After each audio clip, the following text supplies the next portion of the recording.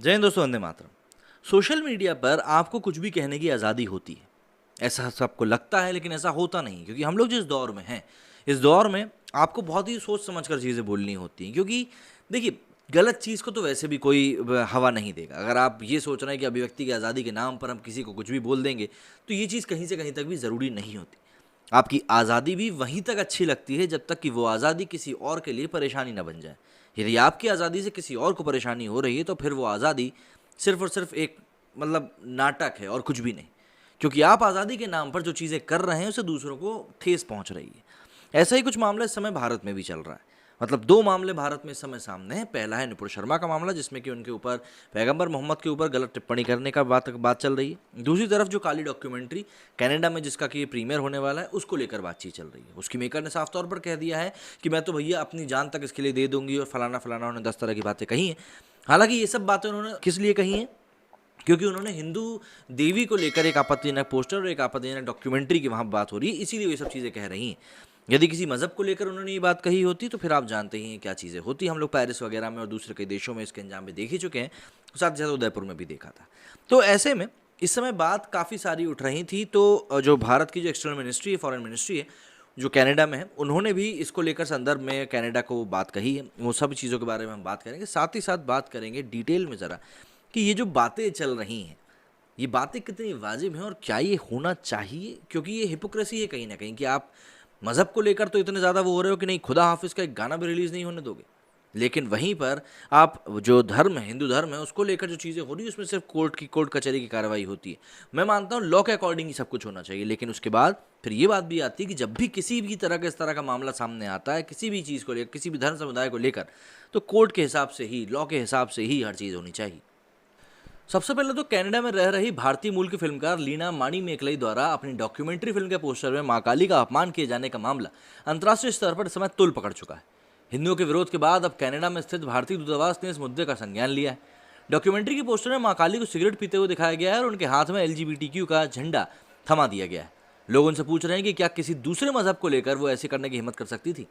Ottawa में स्थित भारतीय दूतावास ने सोमवार 4 जुलाई की शाम जारी किए गए बयान में कहा कि हमें हिंदू समुदाय के नेताओं की तरफ से एक फिल्म के पोस्टर में हिंदू देवी देवताओं को अपमानजनक तरीके से प्रदर्शित किए जाने की शिकायतें मिली। इस फिल्म को टोरंटो स्थित आगा खां म्यूजियम में अंडर द टेंट परियोजना के तहत दिखाया जा रहा है।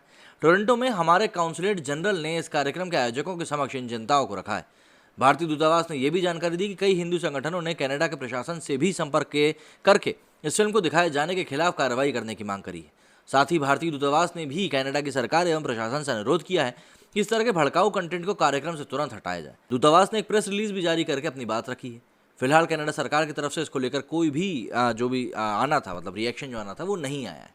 लेकिन यहाँ पर समझने वाली बात सिर्फ इतनी नहीं है। देखिए, जो इनको करना था हमारे बाहर बैठे हुए लोगों को, उन्होंने वो चीज़ करी, लेकिन इससे ज़्यादा दिलचस्प और हैरान करने वाली बात कोई हो ही नहीं सकती कि ठीक एक ही समय पर पैगंबर को लेकर दिए गए बयान के समर्थन भर करने की वजह से किसी गैर मुस्लिम का सिर काटा जा सकता है, मगर उसी समय गैर मुस्लिमों की धार्मिक मान्यताओं को कला और फ्रीडम ऑफ स्पीच के नाम पर जलील किया जा रहा है।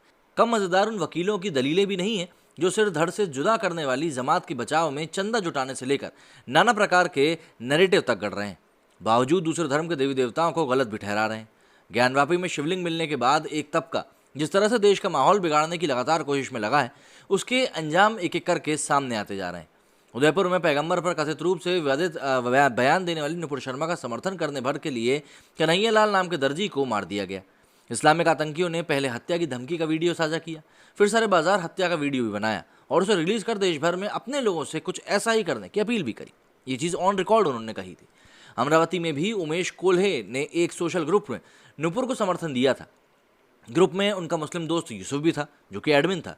ऐसा दोस्त जिसकी बहन की शादी से लेकर बच्चों के दाखिले तक में उमेश ने हर तरह की मदद करी थी, लेकिन एक कट्टर मुस्लिम होने के नाते उसे दोस्त का रवैया पसंद नहीं आया और दूसरे ग्रुप में बढ़ाकर इश्निंदा की सजा का ऐलान कर दिया, जिसके बाद 6 से 7 शांति दूतों ने मिलकर इश्निंदा के महाआरोपी उमेश कोल्हे की हत्या कर दी।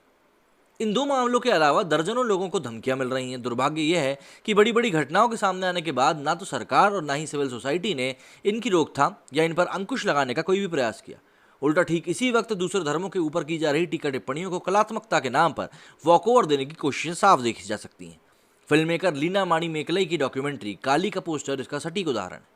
काली के पोस्टर में हिंदुओं की आराध्य देवी काली के लुक में नजर आ रही हैं। एक महिला को सिगरेट पी का कश खींचते हुए और एलजीबीटीक्यू का झंडा पकड़े हुए भी दिखाया गया है, जिसका एक मतलब एलजीबीटीक्यू को लेकर उनका सपोर्ट भी है।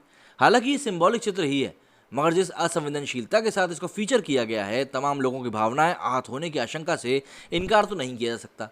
धर्म ग्रंथों में तो काली के स्मोकिंग करने ना करने को लेकर कोई बात कही नहीं गई है, और एलजीबीटीक्यू का तो दूर दूर तक जिक्र नहीं है। जिस देवी देवता का किसी ऐसे विषय संबंध भी नहीं है, मगर उसे जोड़ा जाना तो असल में जानबूझकर भावनाओं को आहत करने की कोशिश ही है। सवाल है कि इस्लाम या किसी दूसरे धर्म में भी इस तरह की कलात्मकता की थोड़ी सी भी उम्मीदता अगर की जा सकती है क्या? और सबसे बड़ा सवाल तो यही कि एक जैसे मामले में सरेआम दोहरा चरित्र दिखाने वाले लिबरल्स किस मुंह से अपनी ईमानदारी, बहादुरी और बौद्धिकता का ढिंढोरा आखिर पीटेंगे?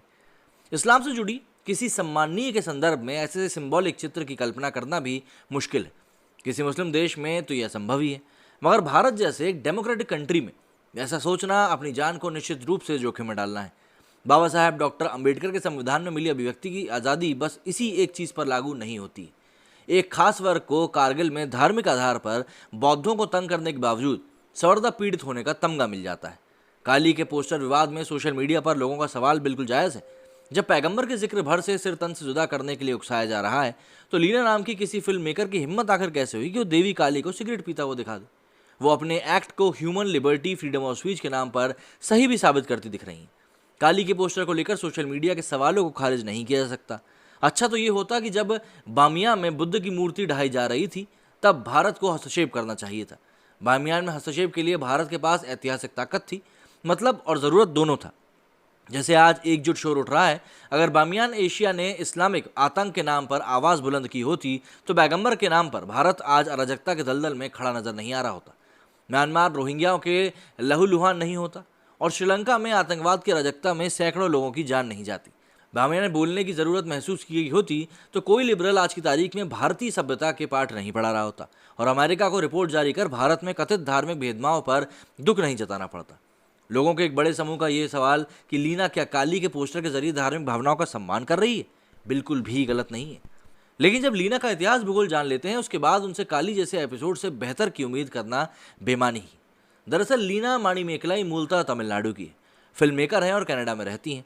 विवाद बढ़ने से पहले उन्होंने एक ट्वीट में बताया था कि वो रिदम ऑफ कनाडा में के तहत आगा खान म्यूजियम का हिस्सा भी हैं। लीना ट्विटर पर काफ़ी सक्रिय रहती हैं। अगर उनके हैंडल पर हम घूमकर उनके विचारों को खंगालते हैं तो साफ हो जाता है कि उन्होंने एक तरह से जानबूझकर ऐसी हरकत करी। असल में लीना को भारत, यहाँ की बहुसंख्यक आबादी, उसके धर्म, संस्कृति और उनके देवी देवताओं से घोर चिढ़ है। उनके विचार से पता चलता है कि वे एक स्वस्थ लिबरल हैं और भारत से बहुत दूर रहने के बावजूद देश को लेकर ज़रूरत से ज़्यादा ही परेशान है। उन्हें भारत की और खबरें मिले या ना मिले, मगर तीस्ता सितलवाड़ की गिरफ्तारी का दुख जरूर होता है। गिरफ्तारी के बाद ट्विटर पर उनका दर्द मवाद की तरह बहने लगता है। पैगंबर विवाद को अंतर्राष्ट्रीय शक्ल देने वाले कथित पत्रकार मोहम्मद जुबैर की गिरफ्तारी को लेकर उनकी तकलीफ को उनके ट्वीट से समझना बिल्कुल मुश्किल नहीं।